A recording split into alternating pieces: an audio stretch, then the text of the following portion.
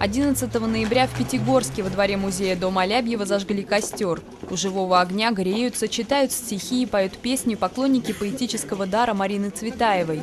Таким образом, они присоединяются к международной акции «Цветаевский костер». Эта традиция зародилась 8 октября 1986 года, в день рождения Марины. К этому времени интерес к забытой после революции поэтессе стал пробуждаться, но власти не разрешали устраивать публичные мероприятия. Тогда почитатели таланта Цветаевой разожгли костер и стали читать стихи прямо на берегу реки в Тарусе, где прошло ее детство.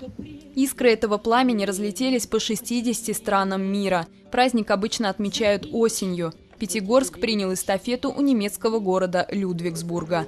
Цветаева ушла из жизни 70 лет назад. Сегодня желающие прочесть стихи в память о поэтессе выстроились в очередь. ГУЛАГа черные крыла, насилия мрачная лавина. Былинкой в этом море зла была Цветаева Марина. Черед настал, запело слово. Умы проснулись наконец. Раскаяние людских сердец взывает о прощении снова. Дожди в Елабуге идут, и озаряются потемки, то благодарные потомки костры цветаевские жгут.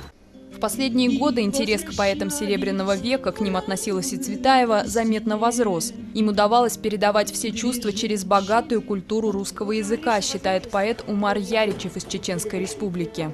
А вот те поэты, которые мы сейчас упомянули, Серебряного века, Мандельштам, Цветаев, Бальмонт, Волошин, я думаю, это в них сидела русская культура и культура русского языка, которую убить не могли ни палачи, ни цари, ни убийцы, никто.